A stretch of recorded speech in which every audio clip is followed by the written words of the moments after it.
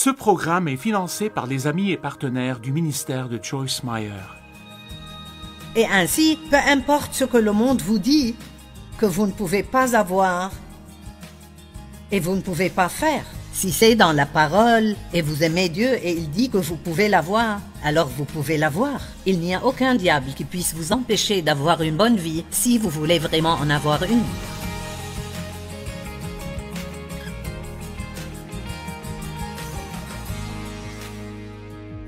Combien d'entre vous veulent entendre la parole de Dieu aujourd'hui? Combien d'entre vous l'écouteront en gardant en tête la pensée de lui obéir? Je pense que souvent nous pensons « je vais aller à l'église ». Je dois aller à l'église, mais nous devons y aller en pensant faire ce que nous entendons. Le simple fait d'avoir souligné quelque chose dans votre Bible n'est pas la clé de la percée, mais il faut agir. Jésus a dit dans Jean chapitre 13, quand il a lavé les pieds de ses disciples, au verset 17, il dit « Si vous savez cela, vous êtes heureux pourvu que vous le mettiez en pratique. » Donc, aujourd'hui, vous allez entendre certaines choses et vous serez responsable de faire tout ce que vous entendrez. Donc, vous êtes là et vous avez des responsabilités. La chrétienté au fromage. En fait, le titre approprié est « Réclamer ce qui vous revient de droit ». Un homme voulait venir aux États-Unis depuis de nombreuses années afin d'améliorer sa vie et celle de sa famille. Il a diligemment économisé ce qu'il pouvait, année après année, et a finalement eu assez d'argent pour acheter un billet de bateau pour l'Amérique. Il a apporté avec lui un bloc de fromage et un paquet de crackers à manger pendant le voyage. Il passait par la salle à manger et regardait par la fenêtre les repas servis aux invités et il avait mal au ventre à cause de la faim. « Ok !» Quelqu'un lui a demandé pourquoi il n'a jamais mangé avec eux. Et il a demandé « Y avait-il un problème avec la nourriture ?» et l'homme a répondu « Pas du tout, mais j'avais seulement assez d'argent pour le billet, pas assez pour les repas. » L'homme lui a dit que les repas étaient tout inclus dans le prix d'achat du billet. Il a dit « Nous t'avions réservé une place pour chaque repas et nous nous demandions pourquoi tu n'es jamais venu. » Et j'ai pensé, en lisant cette histoire, que c'est exactement ce que font beaucoup de chrétiens. Ils reçoivent Christ comme leur sauveur et pensent « J'ai mon billet pour le paradis. » C'est un billet pour la fête prénuptiale de ma petite-fille, mais ça marche. Entrée VIP. Mais lorsque vous prenez votre billet pour le paradis, il y a des milliers de choses qui viennent avec, qui ont déjà été achetées et payées. Et j'étais l'une de ces chrétiennes du fromage. Pendant de très nombreuses années, j'avais hâte d'aller au paradis, et très souvent j'aurais aimé y être déjà. Mais je ne profitais pas du tout d'aucune des promesses de Dieu qui étaient déjà là, achetées et payées pour moi, maintenant et pour tous les jours de ma vie. Et je pense qu'il y a probablement peut-être des millions de chrétiens comme ça. Ils essayent de survivre chaque jour, en attendant avec impatience le jour où ils pourront enfin aller au paradis et être heureux et avoir un peu de joie. Mais Jésus a dit, et c'est écrit dans Jean 10, « Le voleur ne vient que pour voler, égorger et détruire. » C'est tout ce que le diable fait. Il ment et trompe et essaye de tuer tout ce que Dieu veut que vous ayez. S'il peut vous empêcher d'avoir ce pourquoi Jésus est mort, il le fera. Et parfois, il faut juste riposter un peu. Nous ne pouvons pas rester passifs et espérer que tout s'arrangera.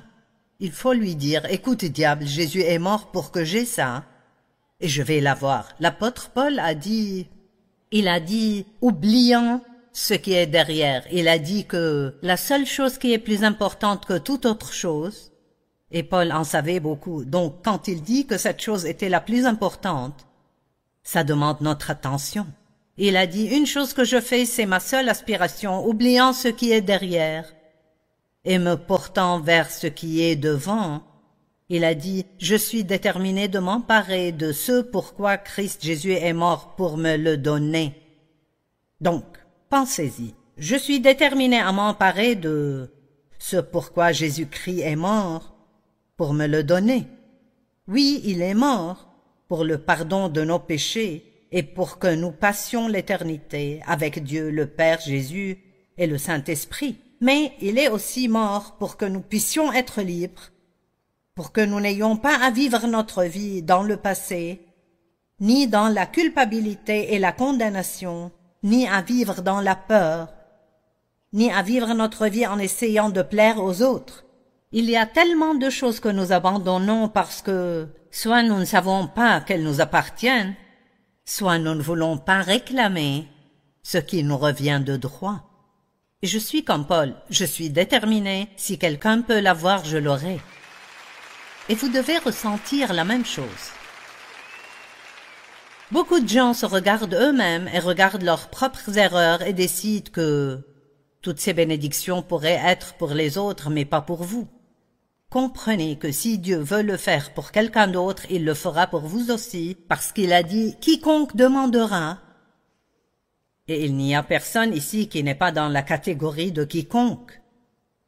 Vous êtes quelqu'un. Et il dit « Quiconque demandera ». Eh bien, cela signifie que ça dépend de nous. Savez-vous que Jésus a fait tout ce qu'il devait faire?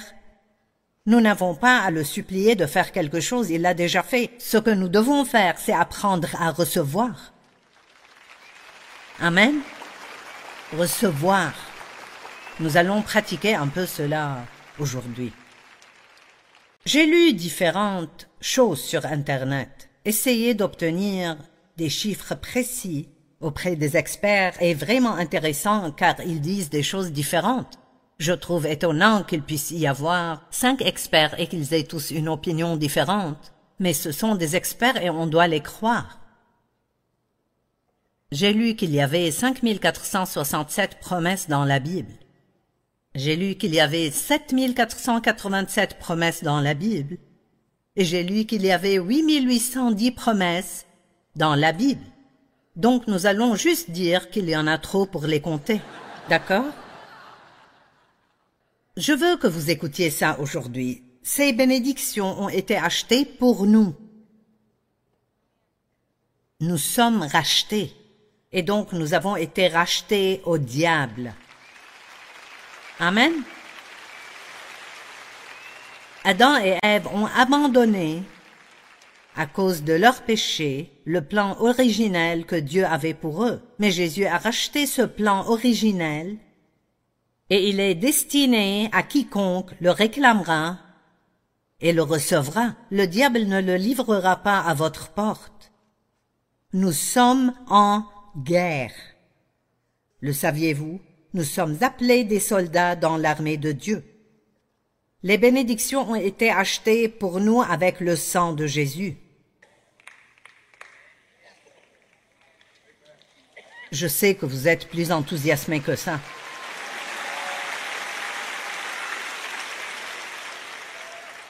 Quand on pense à la façon dont il a souffert pour que nous puissions avoir une belle vie, c'est juste, c'est pathétique combien de choses nous laissons passer, soit parce que nos églises ne nous le disent pas, soit nous ne savons pas comment nous battre. Et récemment, je travaillais sur un autre message et j'ai lu dans Matthieu que quand Jésus était dans le jardin de Gethsémane et il traversait l'agonie, il se préparait mentalement et spirituellement à aller sur la croix et pouvez-vous imaginer que Saint Jésus devienne péché? Combien cela a dû être horrible pour lui. Et la Bible dit cela 3 fois. Non pas une ni deux, mais 3 fois il est allé prier, « Père, si tu voulais éloigner de moi cette coupe. » Alors soyons clairs ici aujourd'hui. Il ne voulait pas aller sur la croix. Il ne voulait pas y aller. Donc, s'il y a des choses que nous devons faire de temps en temps et nous ne voulons pas les faire,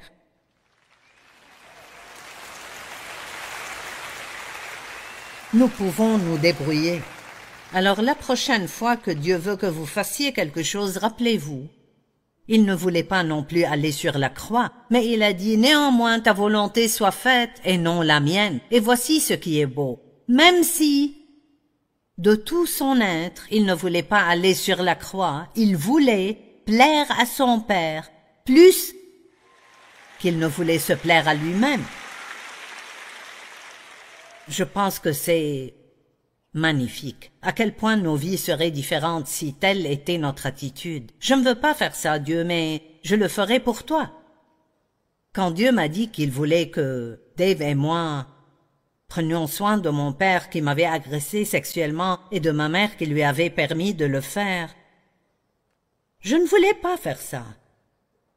C'était la dernière chose au monde que je voulais faire. Je ne voulais pas être avec eux ni les voir. Je ne pensais pas qu'ils le méritaient. Mais je voulais plaire à Dieu plus qu'eux. Je ne voulais me plaire à moi-même. Et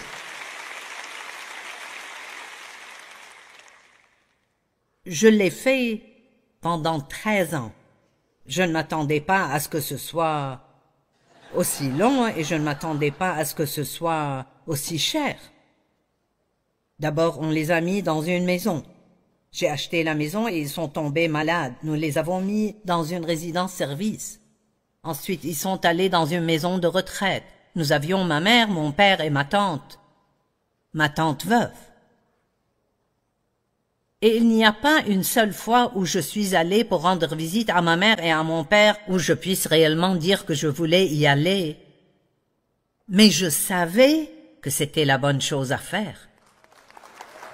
Allez, je veux que vous m'écoutiez. Nous devons faire ce qu'il faut, que nous en ayons envie ou non. Rappelez-vous que Jésus n'avait pas envie d'aller sur... Ça m'a vraiment affecté quand j'ai compris ceci. 3 fois. Et puis plus tard, quand les soldats sont venus le chercher, il aurait vraiment pu s'en sortir. Pierre, qui était agressif et faisait les choses au mauvais moment, a sorti son épée et a frappé l'une des oreilles du soldat. Je suppose que Jésus a dû la remettre. Jésus lui a dit, « Pierre, penses-tu que je ne puisse pas faire appel à mon Père, qui me donnerait à l'instant plus de 12 légions d'anges, soit 72 000 anges, et il me sortirait d'ici?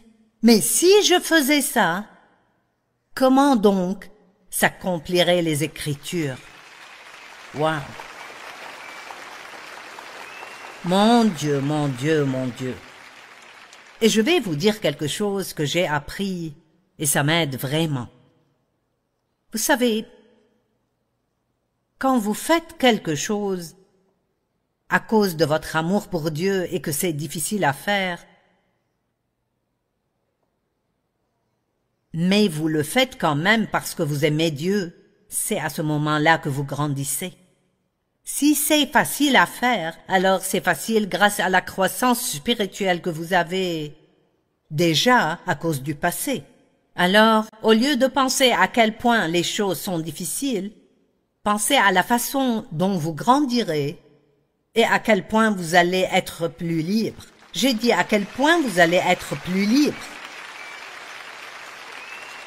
Et je peux vous le dire, et je ne sais pas comment expliquer cela, mais la grâce que Dieu m'a donnée de faire ce que j'ai fait pour mes parents, je pense que c'est la chose la plus puissante que j'ai faite de ma vie, et je pense que ça a juste déchiré le diable. Parce que la Bible dit, écoutez-moi, nous vaincrons le mal en faisant le bien. C'est ainsi que je me suis vengé du diable pour ce qu'il m'a fait. On ne se venge pas des gens en les détestant. On ne se venge pas des gens en essayant de se venger. À chaque fois que l'ennemi parvient à vous rendre malheureux, vous devez sortir et faire quelque chose de bien pour quelqu'un d'autre. Vous m'entendez? Sortez et faites quelque chose. Vous dites, ce n'est pas logique. Bien sûr que ce n'est pas logique. Tout le plan du salut n'est pas logique. C'est pour cela que nous manquons tant de choses. Parce que nous voulons les comprendre avec notre tête. Donc Jésus a versé son sang pour que nous ayons notre liberté et pour que les droits qui nous ont été volés soient rachetés. Et une fois que vous êtes nés de nouveau, tout ce que vous avez vraiment besoin de faire est de commencer à découvrir, en lisant la Bible et en lisant de bons livres, ce qui vous appartient. J'ai dû lire et étudier pour découvrir ce qui était à moi. Au début, je ne savais pas que je pourrais un jour surmonter mon passé. Je pensais que j'aurais toujours une vie de seconde classe et que je serais toujours d'une manière ou d'une autre un peu inférieure. Mais c'était un mensonge. C'était un mensonge. En fait, la vérité est que j'ai découvert que Dieu dit qu'il me donnera une double bénédiction pour mes troubles passés. Et je pense que j'ai une vie meilleure que celle que j'aurais eue si cela ne s'était jamais produit. Cela n'est pas logique non plus, mais... je suis avec Dieu, même si ce n'est pas logique. Si c'est dans le livre, je suis d'accord. Je suis d'accord. Amen. Nous avons donc une relation d'alliance avec Dieu et nous ne comprenons pas l'alliance comme lorsque le livre a été écrit. Mais une alliance ne pouvait être rompue. Et si elle était brisée, le prix était la mort. Si vous aviez une alliance et que vous la rompiez, votre vie était finie. Et donc nous avons une relation d'alliance avec Dieu. Psaume 103, 17 et 18. « Mais la bonté de l'Éternel dure d'éternité en éternité pour ceux qui le craignent. » Maintenant, je veux juste dire un petit mot sur la crainte de Dieu. Nous ne devons pas avoir peur de Dieu. Mais l'une des choses les plus importantes qui manque dans la vie des chrétiens d'aujourd'hui est une crainte révérentielle de Dieu. Et ainsi, bien souvent, les gens mènent une vie bâclée. Ils font des choses immorales et agissent trop comme le monde, parce que nous n'avons pas cette crainte révérentielle que provoque l'amour envers Dieu. Je n'ai pas peur de Dieu. Je n'ai pas peur qu'il me fasse du mal. Mais j'ai un respect pour Dieu. Je ne pourrais même pas me lever ici et prêcher si je m'étais disputé avec mon mari, à moins de faire la paix avec lui avant de monter ici. Nous devons arrêter de jouer avec Dieu. Combien d'entre vous comprennent la crainte révérentielle de Dieu? Vous voyez, Dieu est Dieu et il a tout pouvoir et il peut vraiment faire tout ce qu'il veut faire à tout moment qu'il choisit avec n'importe qui. Et ainsi, peu importe ce que le monde vous dit, que vous ne pouvez pas avoir et vous ne pouvez pas faire. Si c'est dans la parole et vous aimez Dieu et il dit que vous pouvez l'avoir, alors vous pouvez l'avoir. Il n'y a aucun diable qui puisse vous empêcher d'avoir une bonne vie si vous voulez vraiment en avoir une. Amen. Et sa justice demeure pour les enfants de leurs enfants. C'est intéressant aussi parce que Dieu nous met en accord avec lui lorsque nous naissons de nouveau. Et c'est l'une des choses les plus difficiles à comprendre et à maîtriser pour les gens que Dieu me considère comme juste. Parce que nous pensons toujours à ce qui ne va pas chez nous. Le diable vous dit, qu'est-ce qui ne va pas en toi? Qu'est-ce qui ne va pas en toi?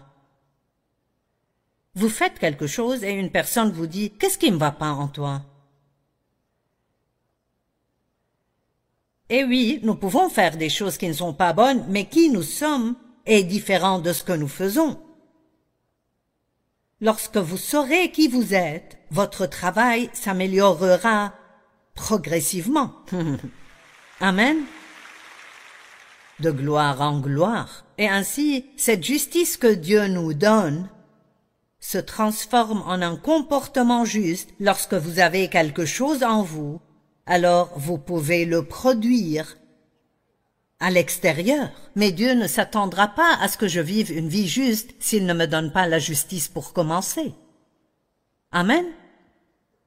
Et donc, lorsque vous vivez cette vie juste, cela affectera vos enfants et ensuite les enfants de vos enfants. Et je suis si heureuse d'avoir 4 enfants, 2 fils, 2 filles, 12 petits-enfants, 5 arrière-petits-enfants. Et ils servent tous Dieu.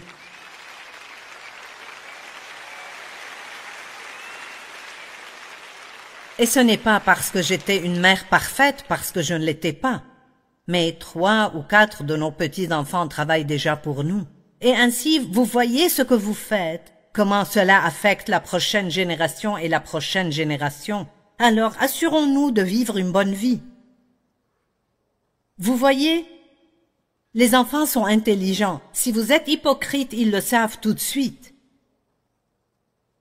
Et si vous êtes un parent et vous allez à l'église et vous faites toutes ces choses spirituelles et vous dites toutes les bonnes choses spirituelles, mais vous ne vivez pas comme ça à la maison. Allez, cela les rendra simplement malades. Et c'est le moyen le plus rapide au monde de détourner les gens d'une relation avec Dieu. Nous pourrions faire un peu moins de prédication, vivre beaucoup plus et avancer beaucoup plus loin. D'accord, donc je vais relire tout ça pour que ça aille ensemble. Psaume 103, 17-18. Mais la bonté de l'Éternel dure d'éternité en éternité pour ceux qui le craignent, et sa justice demeure pour les enfants de leurs enfants, pour ceux qui gardent son alliance et se souviennent de ses commandements pour les mettre en pratique. Une alliance est un accord entre 2 parties, chaque partie ayant des privilèges et des responsabilités. Dieu nous a promis tant de bénédictions, et ce qu'il nous demande de faire, c'est de l'aimer et de lui obéir. Jésus a dit, « Si vous m'aimez, vous m'obéirez ». C'est dans Jean 14, 15. Il n'a pas dit « Si vous m'obéissez, je vous aimerai ». Nous l'avons mal lu. Nous n'achetons pas l'amour de Dieu avec notre obéissance. Nous n'achetons pas de faveur spéciale avec notre obéissance. Nous aimons Dieu en premier. Et plus vous aimez Dieu, plus vous lui obéirez. Donc si vous avez un problème d'obéissance, étudiez à quel point Dieu vous aime et tombez de plus en plus amoureux de Dieu. Et plus vous l'aimez, plus vous devrez faire ce qui est bien parce que vous ne supportez pas de ne pas le faire. Amen.